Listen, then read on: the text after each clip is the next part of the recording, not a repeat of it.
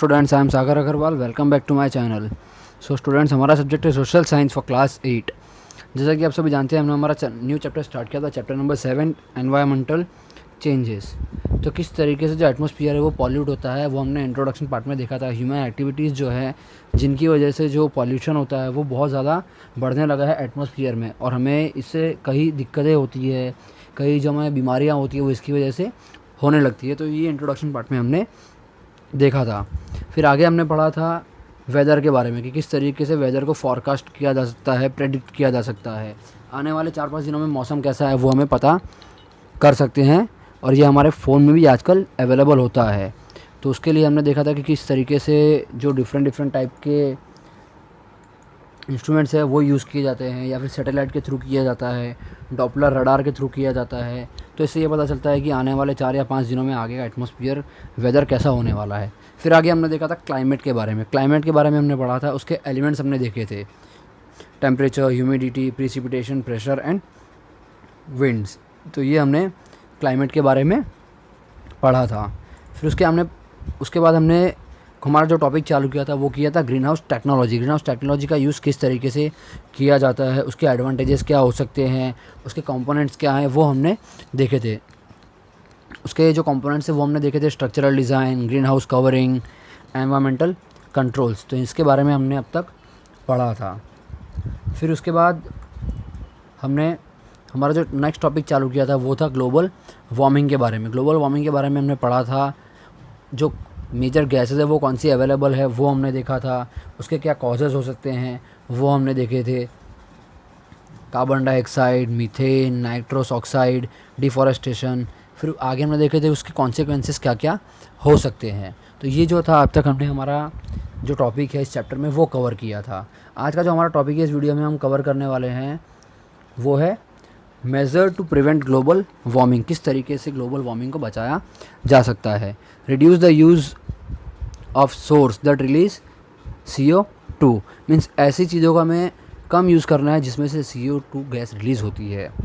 Afforestation and conservation of forest should be done, उसे हमें बचाना चाहिए। Growing trees help to reduce carbon dioxide, हम ज़्यादा से ज़्यादा ट्रीज़ ग्रो करेंगे तो उससे क्या होगा, कार्बन डाइऑक्साइड जो है वो कम होगा।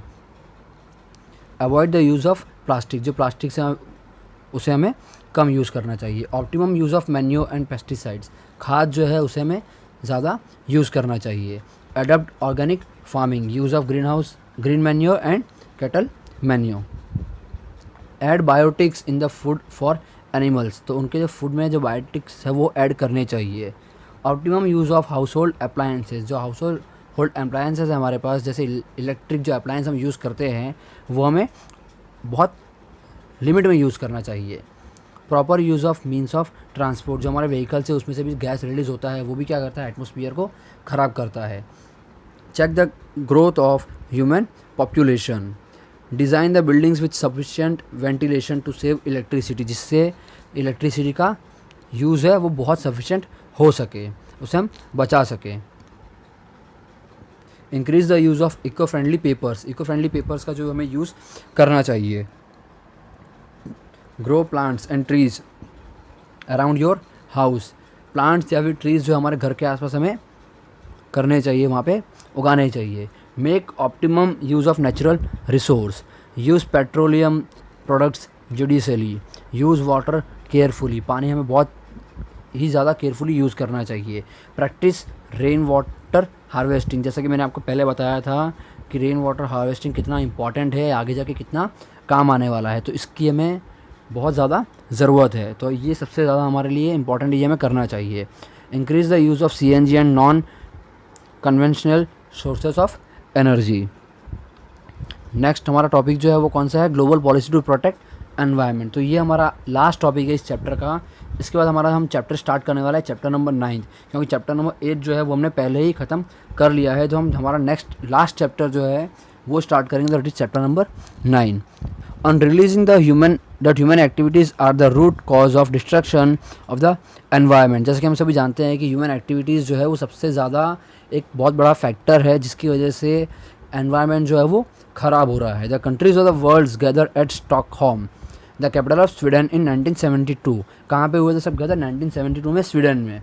To think of ways to protect the environment, किस तरीके से एनवायरनमेंट को बचाया जा सके। इसके लिए जो वहाँ पे बहुत ज़्यादा इंपॉर्टेंट डिस्कशन था, इसके लिए सब वहाँ पे गदर हुए थे। Another convention was held at Rio de Janeiro, Brazil में जो एक वापस से डिस्कशन हुआ था, उसके लिए कहाँ पे इकट्ठे हुए थे लोग, ब्राज़ील में। In the meeting held at Copenhagen, capital city of Denmark, in the year 2009 में ये मीटिंग हुई थी, कहाँ पे, डेनमार्क में, to discuss global warming. It was observe that the developed nations are not accepting the carbon cut. जो developed nations है, बहुत सारे जो डेवलपिंग नेशंस है, उनको छोड़ के जो डेवलप्ड नेशंस है वो इस चीज़ को एक्सेप्ट नहीं कर रहे थे। The technique to reduce the emission of green house gases, जो ये टेक्निक है वो जो डेवलप्ड नेशंस है वो यूज़ नहीं कर रहे थे। And the developing Nations were increasing pressure for the reduction of emission of green house gases. It was decided to give an aid of $100 billion for the development of developing nations।